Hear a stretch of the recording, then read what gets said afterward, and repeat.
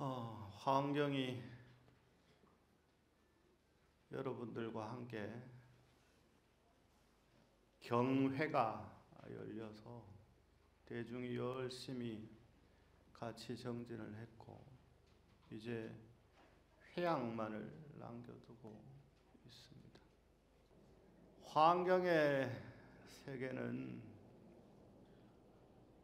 중중무진의 세계요 법계의 세계라 범부가 함으로 입에 담을 세계가 아닙니다마는 그럼에도 불구하고 화환경을 시시때때로 듣고 읽고 외우고 법문 듣고 하다 보면 곧 부처님의 세계에 들어갈 수가 있겠죠.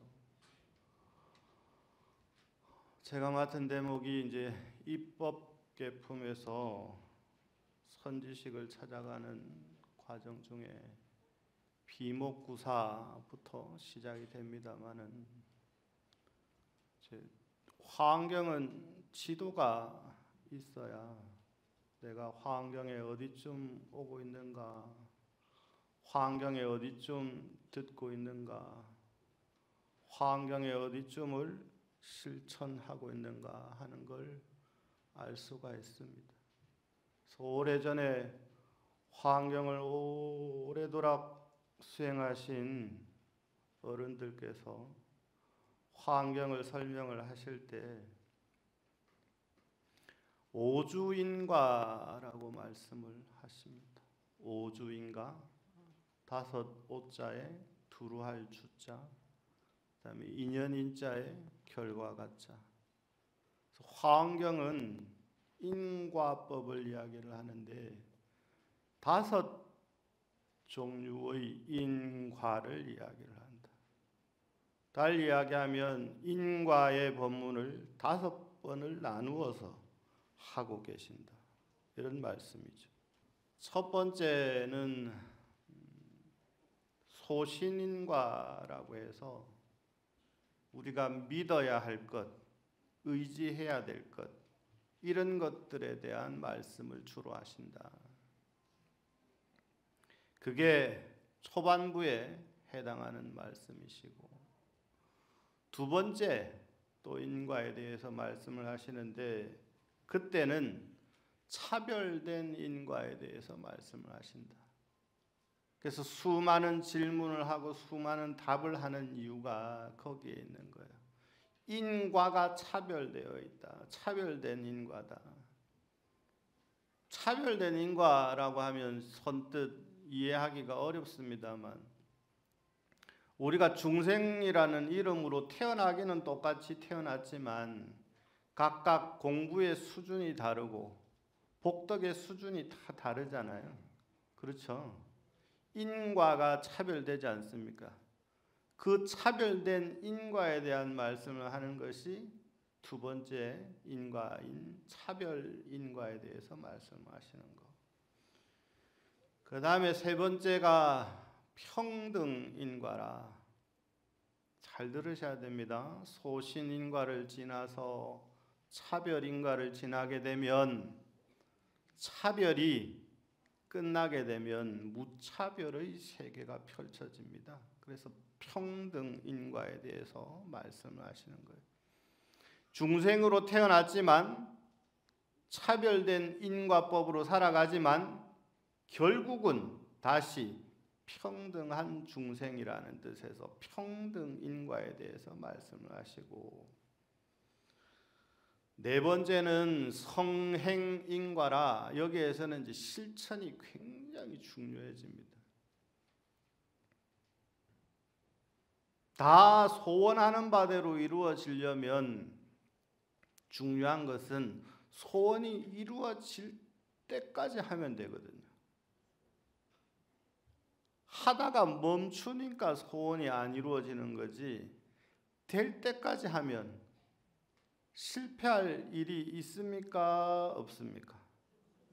실패할 일이 없죠. 왜냐하면 이루어질 때까지 하니까, 될 때까지 하니까 요새 유행하는 말이 있잖아요. 중꺾마라고. 중간에 꺾이지 않는 마음. 일반 사람들도 이런 말을 심심치 않게 쓰는데 부처님은 진즉에 이 말씀을 하셨거든요.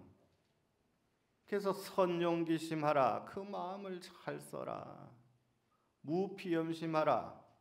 피곤해하거나 싫어하는 마음을 내지 마라. 그리하면 마침내 정각에 이를 것이다. 단순합니다. 좋은 마음 쓰고 중도에 멈추지 않고 그러면 그 자리가 바로 정각의 자리, 부처의 자리, 보살의 자리다. 여러분이 원하는 기도의 성취 방법이 비결이 여기에 들어있는 거죠. 될 때까지 한다. 성행인과를 지나게 되면 마침내 지금 설해지는 입법계품은 요 하나가 증입인과에 대한 말씀을 다시 또 하는 거예요. 그래서 앞에서 여러분 맨날 외우시는 화엄경약찬계에 보면 그런 거 있잖아요. 6664 급여 3. 아유 똑똑하죠. 저 한 세 사람만 하는 거 보니까 세 사람만 하는 것 같다. 다시 한번 해볼까요? 6664 급여 3. 일십일일 역부일. 다 외우시죠. 그죠? 그러니까 환경 공부를 그만큼 하셨으니까 이걸 다 외우고 계시는 거예요. 그 다음에 나오는 말이 뭐예요? 6664 급여 3 일십일일 역부일 세주묘음 열애상. 와이 똑똑하다. 이제 뭐 회양해도 되겠습니다. 그죠? 처음에 6은 아셔도 한 번 더 들어보세요. 처음에 6은 1회 법문 6품 세주묘음 열애상 보현삼매 세계성 그 다음에 화장세계 노사나 여기까지. 그러니까 여러분들은 이미 환경을 딸딸딸딸딸딸 외우고 계시는 거예요. 이걸 풀면 환경약창계를 풀면 39품 원만교가 된다. 그게 어떻게 이루어져 있느냐? 처음 1회 보리도량 법문은 6품에 해당되는데 거기에서 인과에 대해서 설명을 하시는데 거기서는 주로 의보인과 부처님은 어디에 살고 중생은 누구고 보살은 누구고 세주묘음품이잖아요. 그죠? 그 다음에 거기에서 열의 현상, 열애께서 몸을 놔두시고 세주묘음 열애상 보현삼매 세계성 세계가 이루어지는데 중생들이 살아가는 세상, 부처님이 살아가시는 세상 이런 세상들은 보현보살의 삼매 속에서 이루어진 세상이다. 보현삼매 세계성취. 그 다음에 거기에서 진짜 화엄경의 주인공이 딱 등장을 하시잖아요. 그게 누구냐? 화장세계에 계시는 비로자나 부처님. 화장세계 노사나. 이게 의보인과, 인과 가운데 소신인과에 해당하기도 합니다만 다른 말로는 의보인과, 의지에서 과보로 살아가는 세상에 대한 이야기. 6 계속 가니까 또 두 번째 육품은 두 번째 칠처구애라는 말은 많이 들어보셨죠? 그죠? 화엄경이 7장소에서 9번에 걸쳐서 법의 세계가 펼쳐지는데 첫 번째 6품은 인과에 대한 이야기인데 의보인과 소신인과에 대한 이야기. 두 번째는 보광명전에서 열리는데 여기 또 역시 6품인데 외우고 계시죠? 그 다음에 열애명호 사성제 광명각품 문명품 또 정행현수까지. 아따 산수하기 어렵다 그죠? 이게 꼽아 보려니까 이게 헷갈려.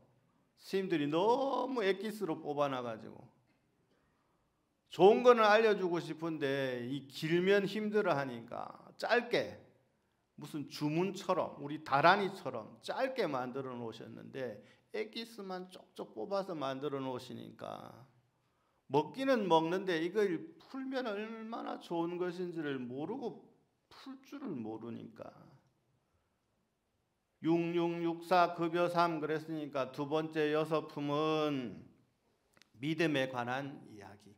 앞에 이야기했죠. 소신인과라고. 무엇을 믿어야 할 것인가. 여러분들이 알만한 걸로 보면 화엄경은 뭐 어렵긴 합니다만 양이 방대해서 그렇지 우리가 금강경을 늘 독송을 하고 염송을 하잖아요. 그럼 금강경 첫 구절에 응운하주 운하항복기심 나오죠. 어디에 머물러야 하며 마음을 어떻게 항복받아야 됩니까? 화엄경도 똑같은 구조예요. 부처님이 이렇게 계시는데 부처님이시여 저희들이 부처님과 보살님처럼 살아가려면 어떻게 해야 됩니까? 십신을 믿음, 10가지 믿음을 일으키면 된다. 십신에 대한 믿음에 대한 이야기를 하시는 거예요. 그게 두 번째 여섯품들이 전부 믿음에 대한 이야기. 그게 열애명호품, 사성제품, 광명각품, 문명품, 그리고 정행품, 현수품. 그럼 하나 더 하면 됩니다. 그죠? 그 다음 6품은 십주. 나의 믿음이 든든하게 기둥이 기초공사가 잘 되려면 어디에다가 이 갈대와 같은 마음을 딱 붙잡아야 될 것인가. 그 다음에 네 번째는 666 지나고 이제 6664 사품이 나오네. 사품은 사회법문인데 십행 실천에 관한 법문이라 불승야마천궁품 야마천궁계참품 십행품녀 무진장까지 네 품이 실천 수행에 관한 말씀이 되고 6664 급여 3 그랬으니까 3품은 오회법문으로 불승도솔천궁품 도솔천궁계참품 그리고 10회양품 10회양품이니까 여기는 주된 말씀이 회양에 관한 말씀을 하실 거다. 그 다음에 7회는 6회는 한 품이에요. 한 품인데 굉장히 중요한 이야기를 하셔서 한 품만 따로 딱 빼놨어요. 6664 급여 3 1 잘 때 읽어야 됩니다. 1, 11이에요. 1, 10 아니고 1, 11 아시겠죠? 1, 10 아닙니다. 1, 11 아시겠죠? 네, 자. 한 품은 십지품인데 십지 10가지 보살의 지위점차에 대한 말씀을 하시고 그 다음에 11품이라 그랬잖아요. 그죠? 십정, 십통, 십인품, 아승지품, 여수량, 보살주처, 불부사, 열애십신, 상해품, 열애수호, 공덕품, 그 다음에 보현행급, 열애출 그랬으니까 보현행품과 열애출연품까지 그렇게 11품이 1, 11이죠. 그죠? 1, 11, 1 역부일 그랬으니까 1, 11하고 또 1이 하나 더 붙어야 돼요. 또 어렵다. 그 한 품이 이세간품.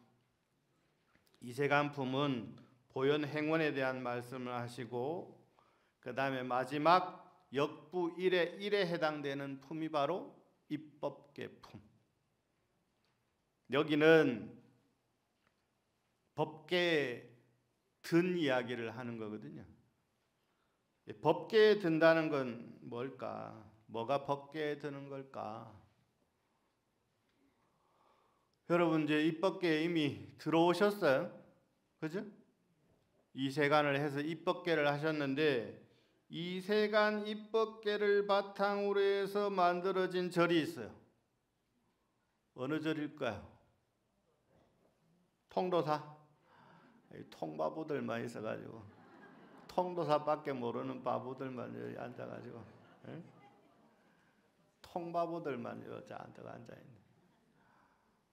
저기 가면 한 번쯤은 가보셨거나 아니면 뭐 들어는 다 보셨을 거예요. 속리산이라고 들어보셨어요?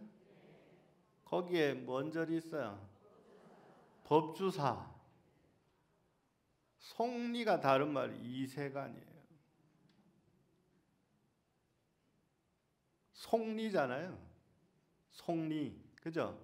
속스러운 속죄를 떠난 도량. 속리산이에요. 속죄를 떠나면 어떤 세계가 펼쳐지느냐? 진리의 세계가 펼쳐진다. 법이 상주하는 세상이 펼쳐진다. 법주사예요. 그걸 화엄경식으로 이야기하면 이세간품이 입법태품. 법계를 들려면 세간을 여야만 법계에 들어갈 수가 있어요. 여러분 지금 화엄경 법문을 들은 지도 오래되시고 이제 회향을 하루 앞두고 있고 입법계에 이미 들었다 하는데 입법계에 들려면 티켓이 있어야 되는데 그 티켓은 무슨 티켓이냐? 이세간하려면 마음의 차별이 전혀 존재하지를 않아야 돼요. 마음의 차별이 존재하지 않으려면 어떻게 해야 되느냐? 알고 싶습니까? 마음의 차별이 존재하지 않으려면 끊임없이 베풀어야 돼요. 끊임없이 내놓아야 돼요.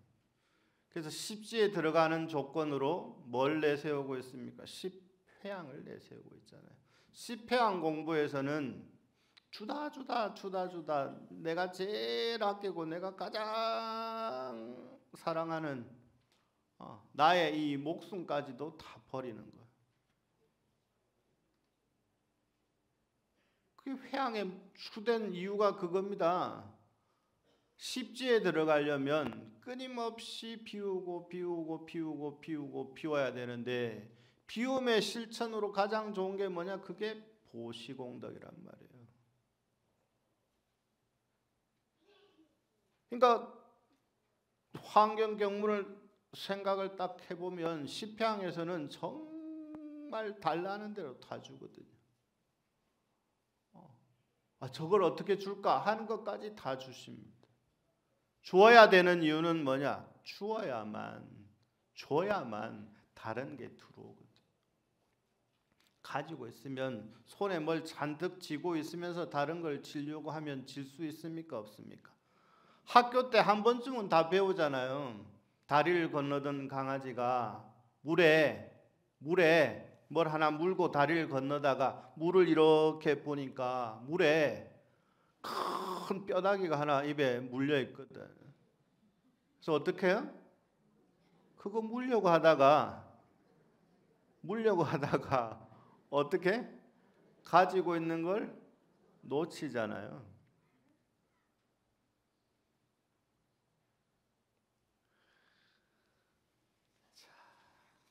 나눠드린 거 보고 계시나요?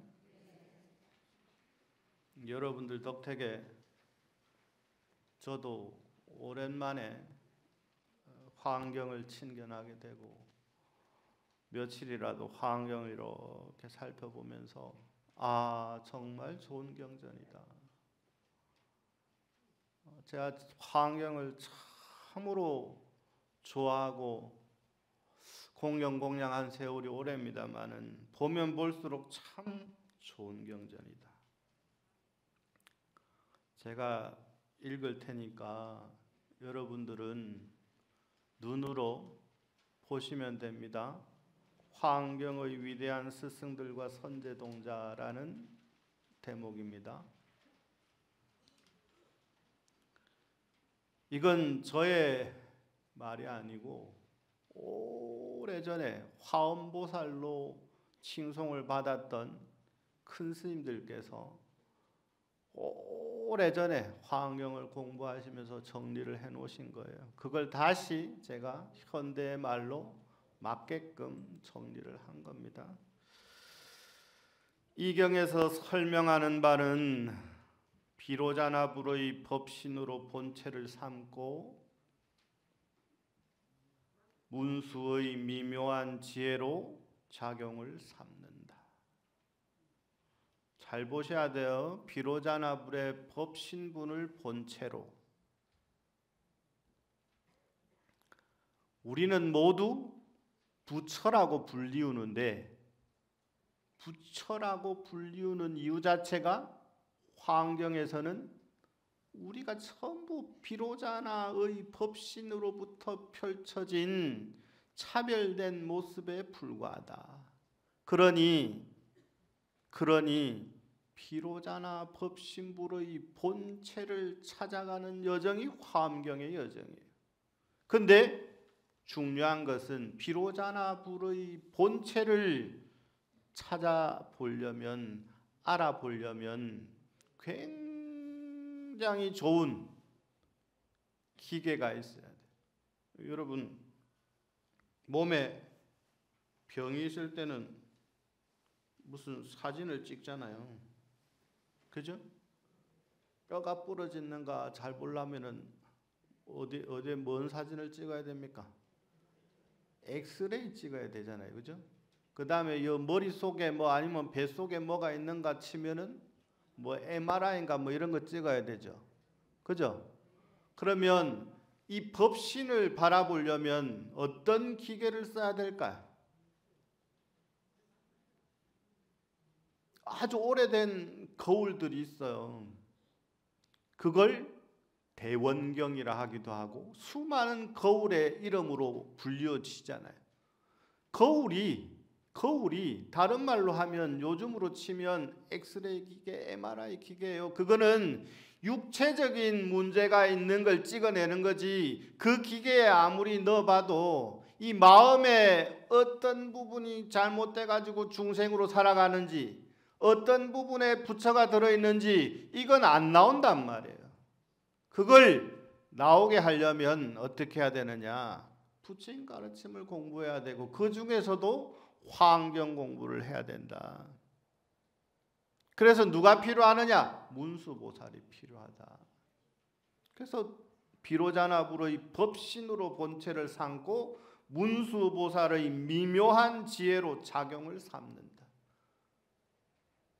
문수보살의 미묘한 작용은, 문수보살의 지혜의 미묘한 작용은 어떤 작용이냐? 여러분들이 화엄경 공부를 하겠다고 여기에 와 있는 것 자체가 문수보살의 미묘한 지혜 작용이에요.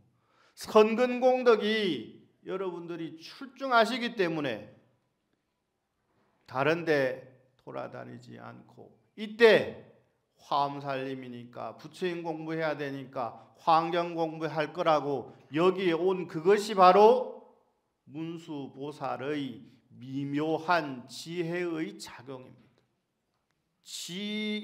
지혜의지에서 습기를 끊으면 우리가 가지고 있는 무명번뇌의 습기, 다른 말로 하면 여러분 새해가 되면 작심삼일들 하잖아요. 아, 올해는 살 빼야지, 올해는 운동 좀 해야지, 올해는 어디 못 갔던 데 가야지, 올해는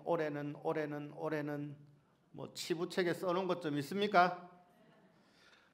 지혜의 의지에서 습기를 끊어 나가면 그때 누가 나타나느냐? 보현보살의 미묘한 행을 원인으로 삼게 되고, 아, 내가 보현보살을 닮아야 되겠구나. 아, 문수보살의 지혜로 멈춰서는 안 되겠구나. 그게 에너지원이 되는 거예요. 무슨 에너지원이 되느냐?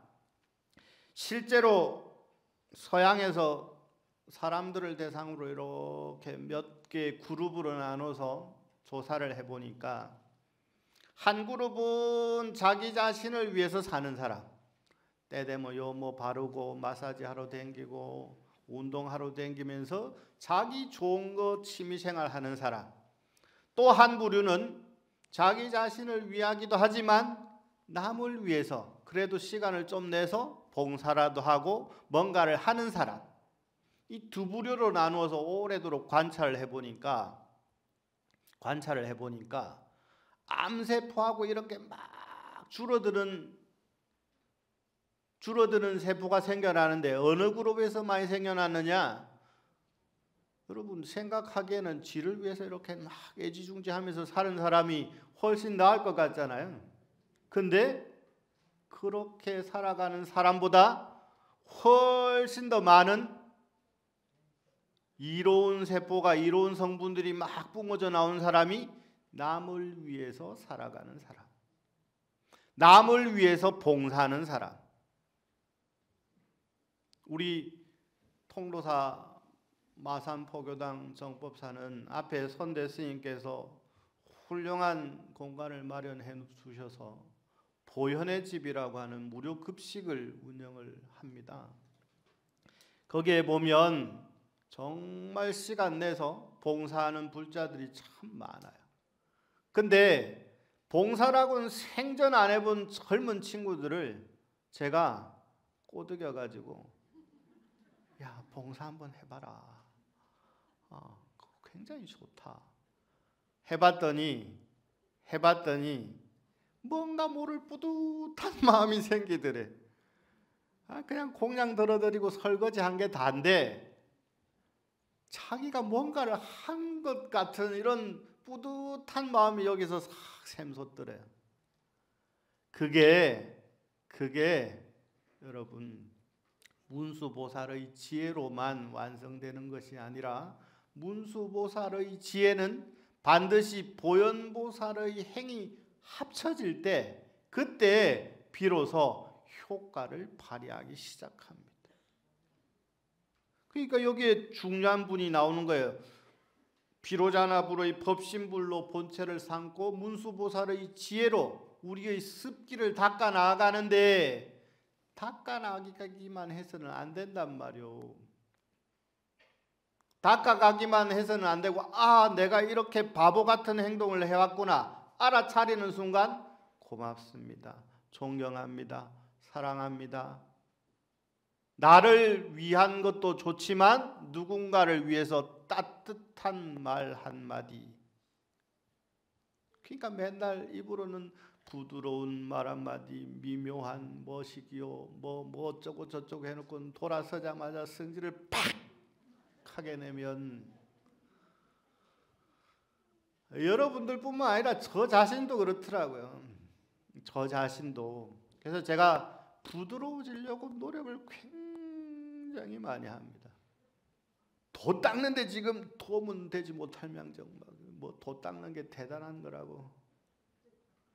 그런 시절도 중요합니다만은 그러한 것들이 사람들에게 상처가 된다라는 생각조차 하지 못해요. 왜냐하면 공부를 열심히 하다 보면 이 감각기관이 예민해져 가지고 여러분 뭐 중요한 시험이나 이런 거 앞두고 있으면 예민해집니까? 안 예민해집니까? 듣지 않으니까 뭐 애 아빠가 수험생 있는 그 공부하는 시간에 집에 잘못 들어갔다 혼난다 카드야. 공부하는데 도움 안 되고 좀 나중에 어디 갈 데도 없냐 하고 막. 아는 결국은 여러분들을 떠나서 재밌게 살 건데 결국은 둘이 살 건데 그래 구박을. 문수의 지혜만 열려가지고는 안 돼요. 보현의 행위, 내가 정말 잘못됐구나. 내가 정말 어리석구나. 참여하는 순간 바로 실천으로 이루어져야죠. 미안합니다. 정말 잘못했습니다. 용서해 주십시오.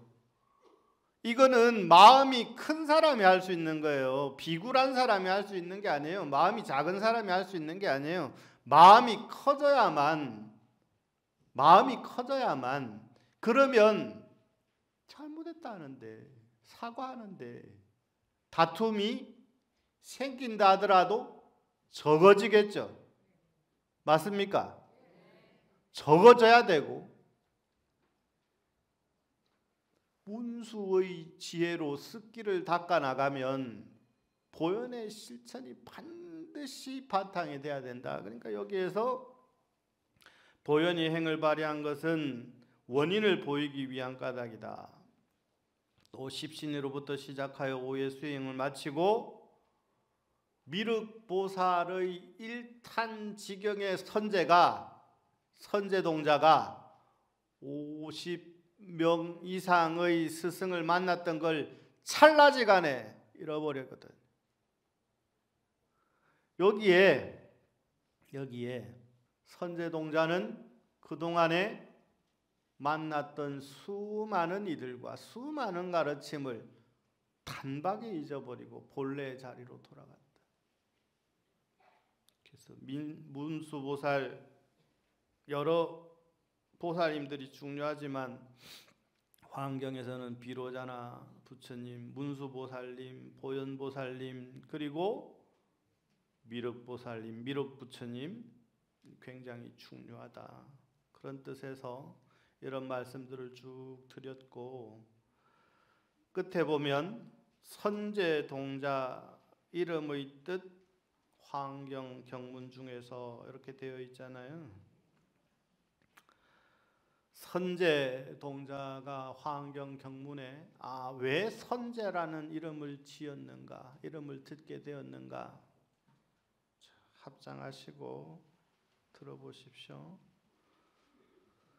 또 선제를 살펴보면서 무슨 인연으로 그런 이름을 지었는가 하여 이 동자가 처음 대가운데 늘 적에 그 집안에 저절로 칠보로 된 누각이 생기고 누각 밑에는 7개의 묻힌 갈무리가 있으며 또 여러 가지 보배와 모든 재물들이 온갖 창고에 충만하였다. 그러므로 부모와 친척과 관상하는 이들이 하이의 이름을 선제라고 부른 줄을 알았느니라.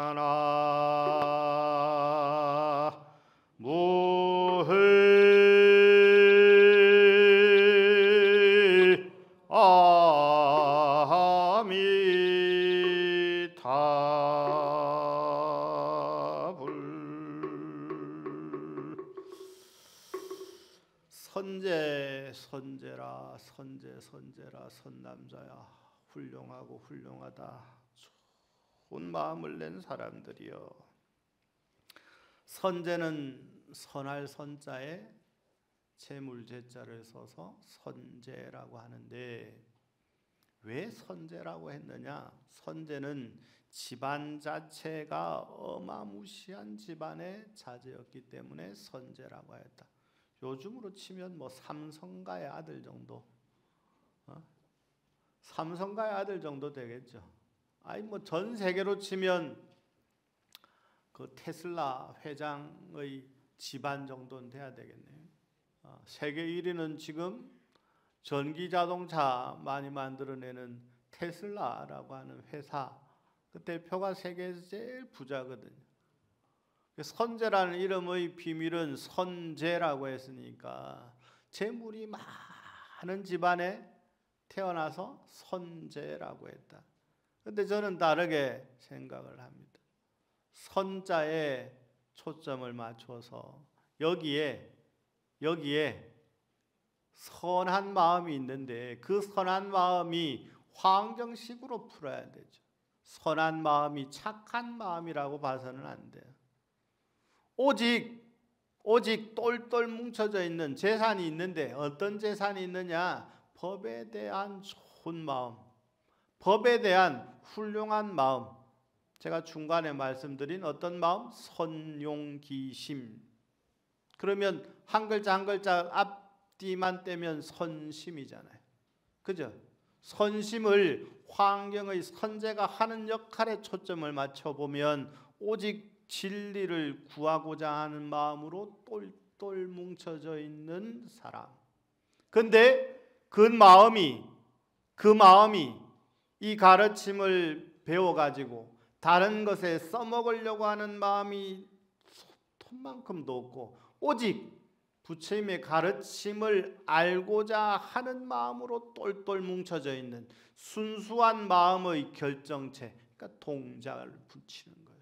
선제 동자는 부처님의 가르침을 기필코 배우고 말겠다는 마음으로 똘똘 뭉쳐져 있는 순수한 진리에 대한 열망으로 가득 차 있는 우리의 모습을 상징적으로 표현해 주는 거다. 이렇게 아시면 되겠습니다. 마치겠습니다.